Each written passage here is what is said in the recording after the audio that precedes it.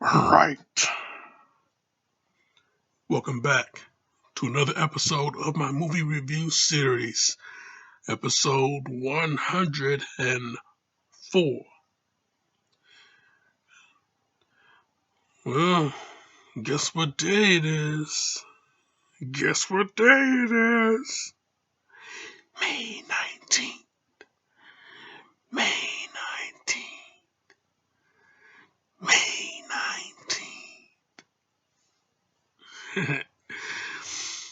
Yeah, this movie, See No Evil. It's a very interesting picture, and the way it was promoted. Wow. Only the WWE can do. So yeah, man, I tell you, you know, this movie starring Samantha Noble, Christina Vidal, Luke Pegler, Michael J. Pagan. You got Rachel Taylor.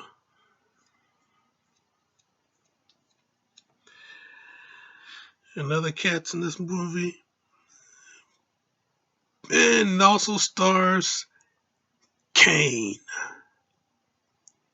Yeah, that's gotta be Kane. That's gotta be Kane. Kane is alive, Undertaker. Yep, that Kane. WWE, baby. Movie came out in 2006. And yeah, the WWE was behind it, alright. And then this was behind the WWE marketing machine, okay. I mean, the movie was not only distributed under Lionsgate, but it was produced under um the newly founded company called WWE Films. I think this was the first movie that came out of WWE Films. So yeah, yeah, I think this was the first movie, and the Marine was the second one. But yeah, I think this was the first one though. Yeah, what do WWE Films do? They will take their talent and they'll stick them into these type of movies. So yeah, they took Kane and they made him into the next big horror icon. I mean, he was a horror icon inside the ring. I mean, if you've seen Kane's matches, Jesus, the thing he did in the ring, you can tell he really channeled that shit when he put it on the movie set here. In this movie, you can see, a lot of Kane, as far as his movement is concerned. As far as the look, you know, his demeanor is concerned. You see a lot of Kane there. So yeah, I tell you, man, this movie though, yeah, See No Evil. The title of this movie, carries a lot of it carries a lot of burden, a lot of weight, because the victims in this movie, they all had their eyes ripped out. Yeah, because the eyes, man. The eyes are the windows of the soul. So yeah, since the eyes are like an important element, another important element is religion in this movie. So Okay, this movie is it starts out with this cop. He you know, his partner gets killed. He loses his hand, but he shoots the bastard that killed his partner, and he barely survived too. He got out of there by the skin of his teeth. So years later, you know, we got these kids, these delinquents, and they're under some type of work release program. So they're they're being assigned to clean up this old hotel, the Blackwell Hotel. They've been assigned to clean up this whole joint so it can be turned into a homeless shelter. So little that they know is that this joint is inhabited by the same big son of a bitch that cop who is now working as security for this project. You know, he's like the technical advisor, the supervisor of this whole thing. So yeah, he's working with these kids, and not only that, but little that they know, they're uh they're being watched, they're being stalked by the big son of a bitch that the cop failed to apprehend years ago, 4 years ago. Yeah, this big son of a bitch named Jacob Goodnight, played by Kane. I tell you, man, the character that Kane plays, he's like the combination of Jason Voorhees and Michael Myers. Okay, and if you've seen Kane, like I said, if you've seen Kane in the ring, then you can see that he is. You see that he you see that he is the combination of Jason Voorhees and Michael Myers. I tell you.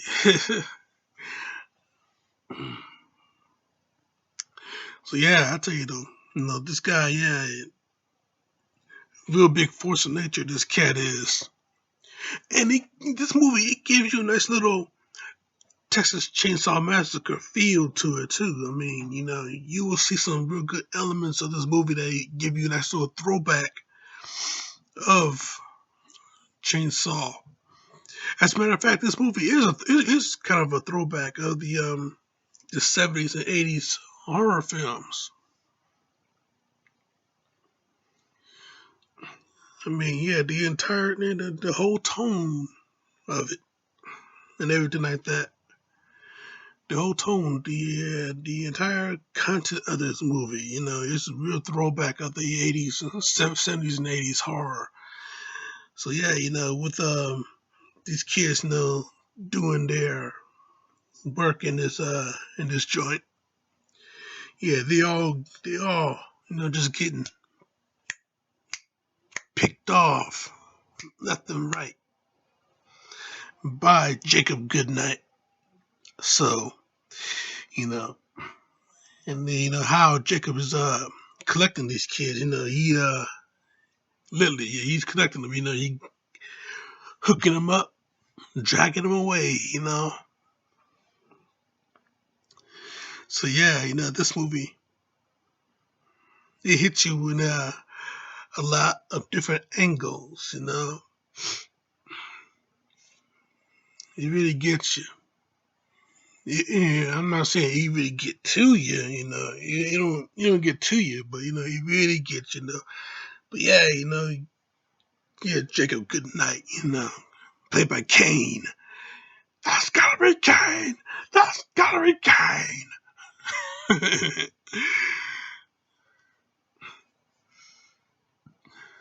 Yeah, he told me himself. Kane's live, Undertaker.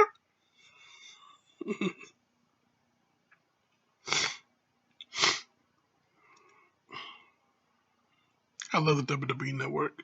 But anyway, yeah. Oh man.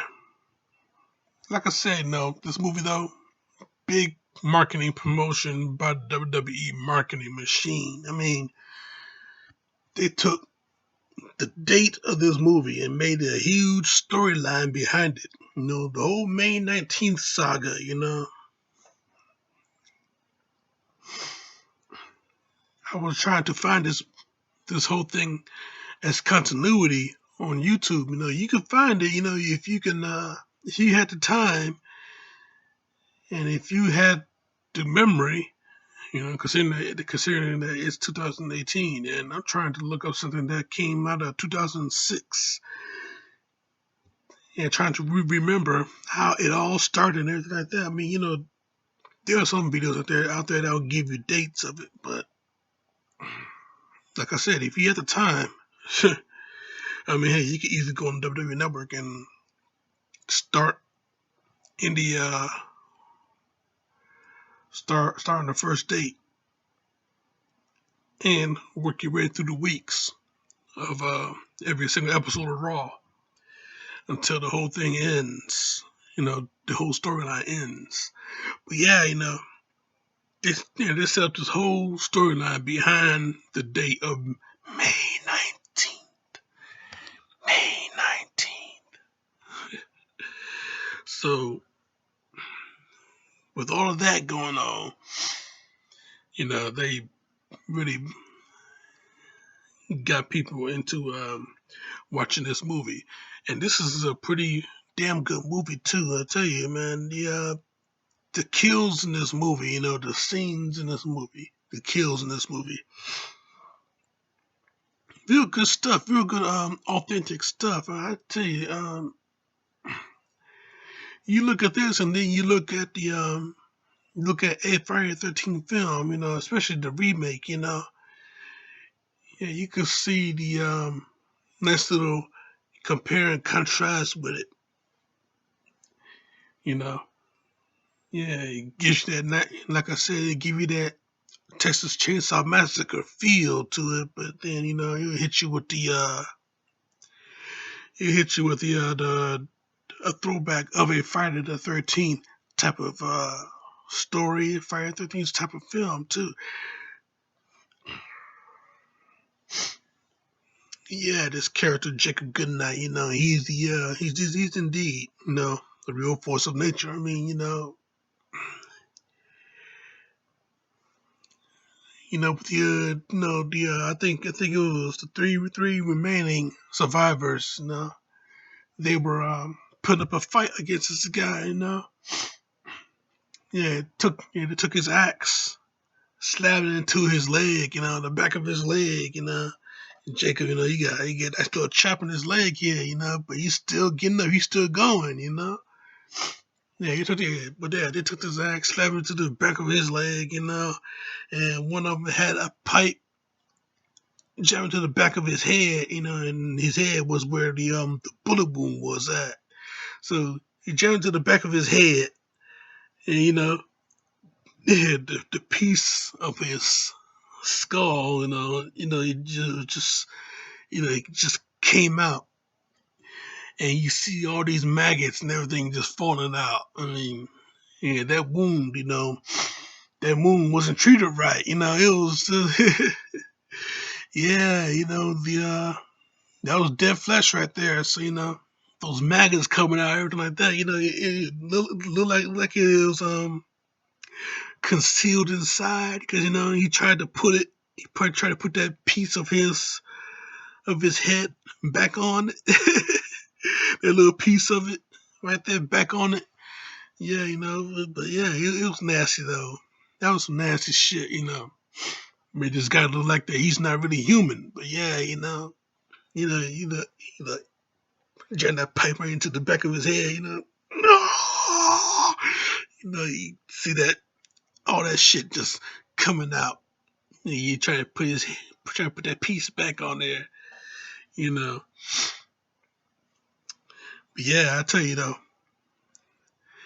Yeah, the kills in this movie though, like Rachel Taylor's character, he made her, she was hiding. She was hiding. First of all, she was hiding from him. She encountered him, but she was hiding from him. And just when you thought that she had a real good spot, her phone rings. The phone that she stole from the female supervisor that was with them on the work release program. So yeah, the phone that she stole, that phone started to ring.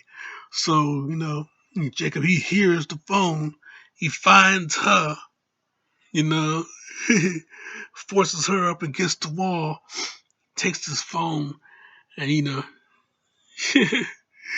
phone's still ringing, and he just forces it right down her throat, making her swallow the phone until you can see the phone right in the neck. It's like, oh man, ooh, choked her out though. Forced it down her throat, like WWE forces Roman Reigns down our throats. He forces the phone down her throat and made her swallow it. Mm. Yeah, you can see the big block in her neck. Yeah, it lights up a little bit because the phone's ringing. Oh boy, that was brutal. That was brutal. Yeah, and this other girl, she tried to make her escape outside the window, but they were trying to be quiet about it. And she and this guy, she's like tied up on a bed sheet, and he's trying to lower her down, but Jacob, he grabs him, takes him out, but then he tends to the girl, and she's getting lowered down, but he stops her, you know, trying to pull her back up slowly, with a smile on his face, just pulling her back up. Yeah, and then the girl, she's struggling, trying to get free. Next thing she's starting to rip. And so, she's like, yeah, let me go. Yeah, let me go. Okay. Yeah, he lets her go, but she lowers down, but she stops. The sheet, it's caught on broken glass, and there's broken glass down the yeah. No, wait, the sheet is caught on broken glass, because they're outside of a window. They're caught on broken glass. So he lowers her down, he lets her go. She stops, crash right into some glass. Her hand gets all cut up. Yeah, she stops right there. You thought that she would drop right down to her death, right? Nah, man. He hanging her ass out to dry. So yeah, her hand get all cut up, and then here comes these dogs, these stray dogs, they get a little taste of the blood there, you know. Now they're coming for her, gonna get a taste of her. So yeah, they attacked her, man. Oh boy, this is some brutal. This is a real brutal movie though. This is a real good, nice little throwback horror film. Real good brutal kills. You know, you know, forcing the phone down a girl's throat, and you're going to have a whole bunch of dogs eat on another girl. But yeah, I tell you though, yeah, the uh the twist at the end though, the twist at the end, the chick that runs the hotel, the old lady that runs the hotel, she just happens. Yeah, this is spoiler territory, so if you have not watched this, like I always be saying, if you have not watched this movie before this review, why the fuck are you watching this review? So yeah, spoiler territory coming in here. It turns out that the old lady is Jacob Goodnight's mother. So she's allowing this whole thing to happen because she wants payback for the cop that shot her boy. And the kids were an extra added bonus. Collateral damage, pretty much. So yeah, this whole thing was just a huge setup for revenge on the cop.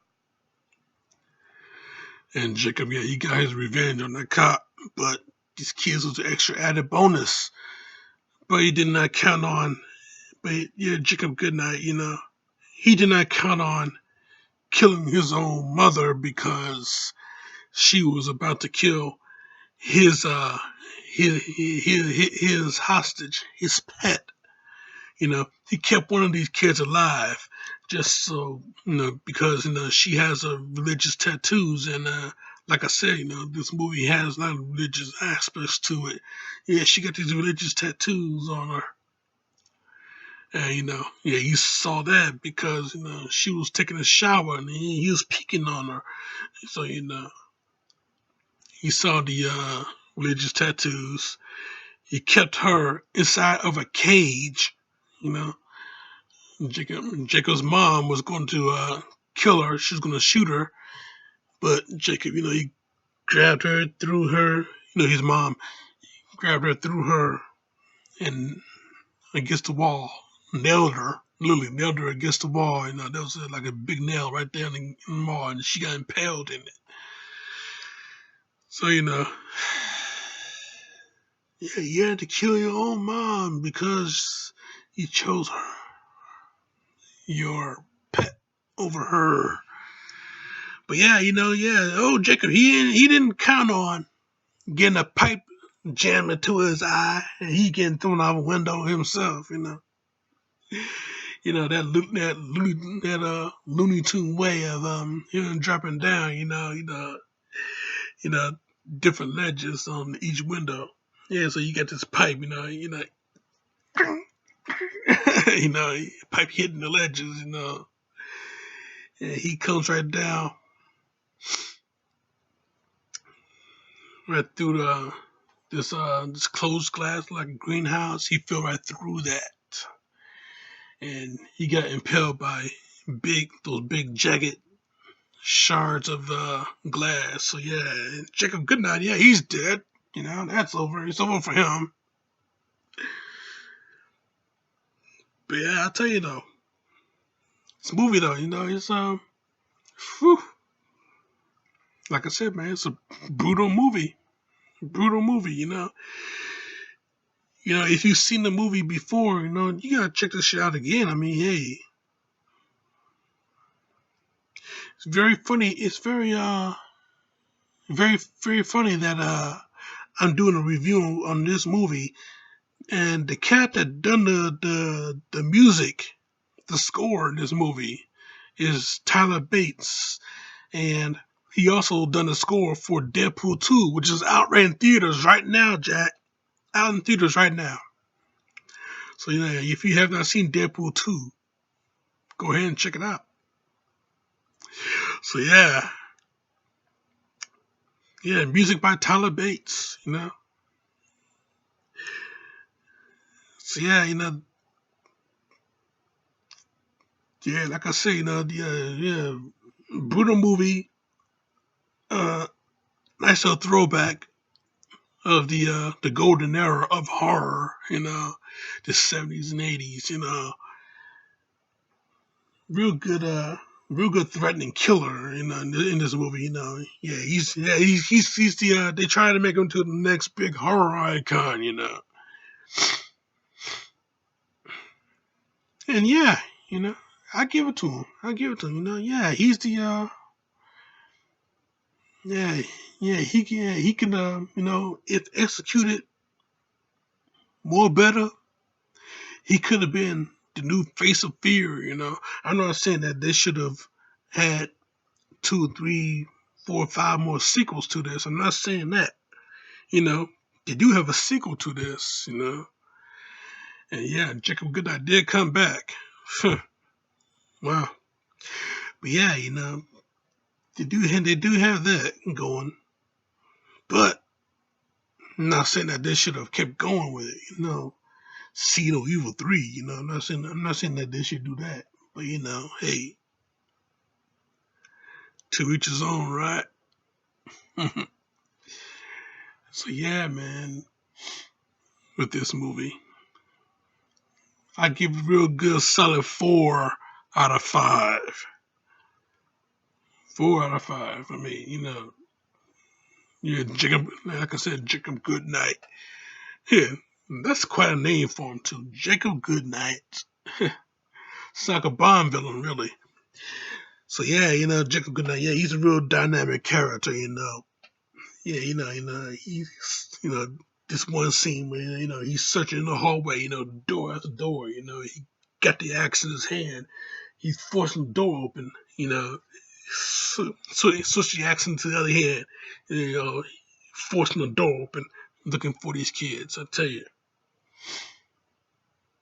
Yeah, you could tell Kane was having fun. You could tell Kane, yeah, he was having fun. And if you think he was acting throughout the whole thing, he wasn't acting.